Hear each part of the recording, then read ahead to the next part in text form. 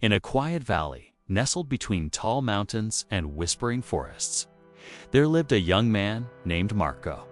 He was 24 years old, full of energy, but burdened by something invisible. On the outside, Marco seemed like any other villager, but inside, his mind was a restless storm. Each day began with worries and ended with regrets. His thoughts ran endlessly. Memories of the past filled him with sadness, while fears about the future tightened his chest with anxiety. No matter what he did, he could not find peace. His nights were sleepless, his mornings heavy, and even the beauty of the mountains around him could not ease his troubled heart. Marco would often sit by the river near his village, hoping the sound of water would calm his mind. Yet even there, his thoughts followed him. He wondered why he could not be happy like other young men, why laughter seemed to escape him, and why his heart always carried a heavy weight. Over time, his friends noticed his silence. He no longer joined in their games or shared their jokes.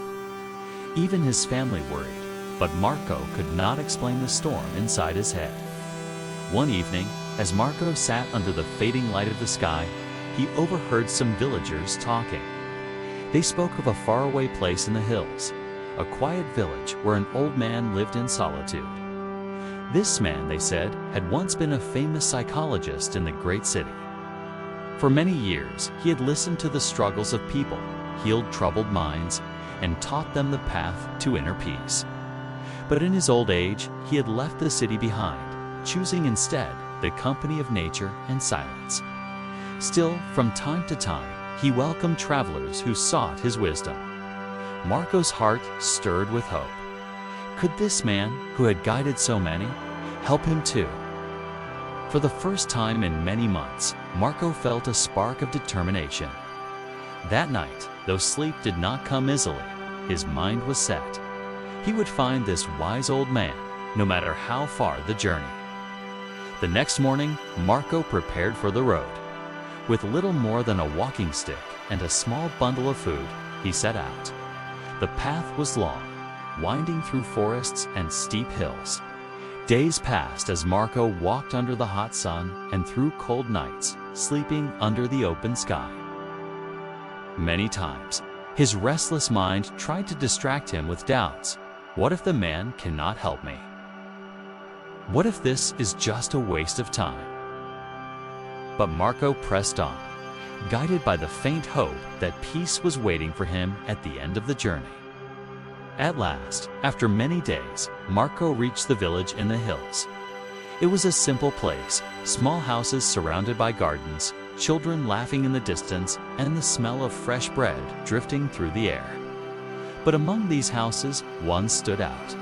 It was covered with vines and greenery, almost as if nature itself had embraced it. On the porch sat an old man, his eyes closed, his posture calm, as if the world itself could not disturb his stillness.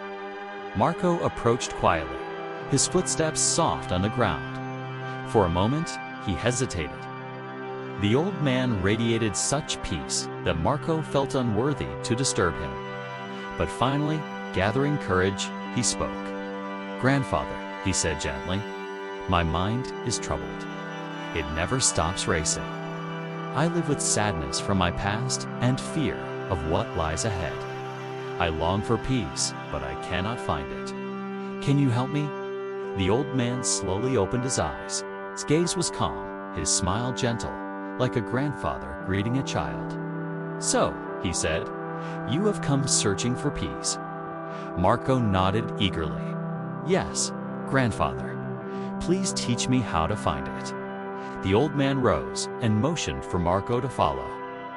Together, they walked to a small yard behind the house. There, the old man picked up a glass and filled it to the very brim with water. The surface trembled, ready to spill with even the slightest movement. Handing it carefully to Marco, the old man said, "Take this glass. Walk to the edge of the village and return. But remember, do not spill a single drop." Marco's eyes widened. Was this a test? He did not understand, but he respected the old man and accepted the task. Holding the glass with both hands, he began to walk slowly. The village road was narrow and alive with activity. Children ran past, their laughter echoing in the air. Dogs barked, merchants called out to customers, and neighbors greeted each other with cheer. Yet Marco kept his gaze fixed on the glass. Step by careful step, he moved forward, his whole being focused only on keeping the water steady. Time seemed to slow. He noticed the weight of the glass in his hands, the rhythm of his breath, the sound of his footsteps. The world around him faded into the background. Nothing mattered except the water he carried. At last, after what felt like a long journey, Marco returned to the porch. He had done it. The water was still full to the brim, not a drop spilled. Proudly, Marco handed the glass to the old man. "Grandfather, I succeeded. I did not spill a single drop." The old man nodded, his eyes shining with quiet wisdom. "Good. But tell me, Marco, did you see the children playing on the side of the road? Did you hear the dogs barking or the merchants calling?" Marco blinked in surprise. "No, I saw nothing. I heard nothing. I was focused only on the glass." The old man's smile deepened. "And that, my child, is the secret of peace. Your mind is restless because it is scattered. One moment, it clings to the past. Another moment, it runs toward the future. In that storm, you forget the present. But when you walked with the glass, you gave your full attention to one task. In that moment, your thoughts fell silent.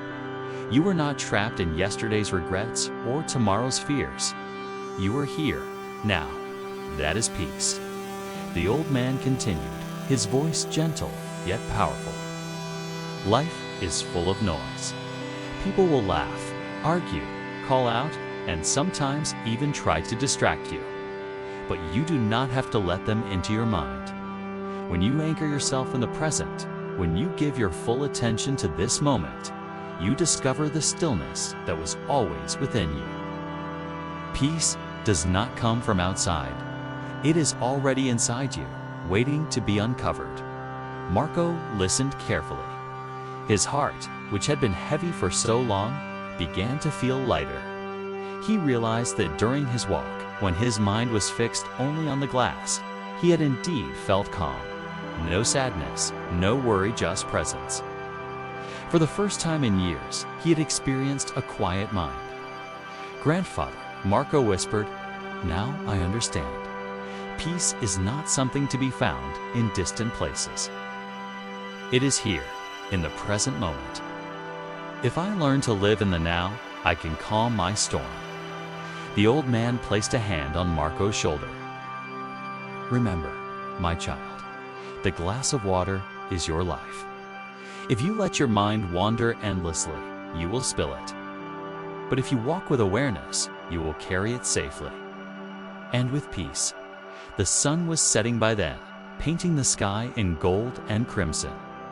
Birds flew back to their nests, and the village slowly grew quiet.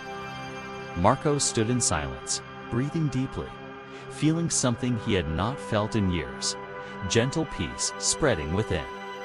When he finally left the old man's home, Marco was no longer the same restless youth who had begun the journey. The storm inside him had softened. He now carried a new understanding, that peace is not a treasure hidden in faraway lands, but a gift revealed when the mind rests in the present.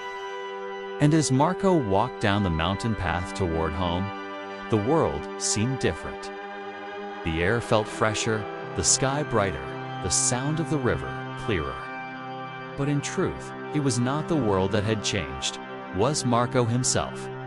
From that day forward, whenever worries returned, Marco remembered the glass of water and the lesson it carried. Step by step, moment by moment, he learned to live with presence. And in that presence, he found the peace he had been searching for all along.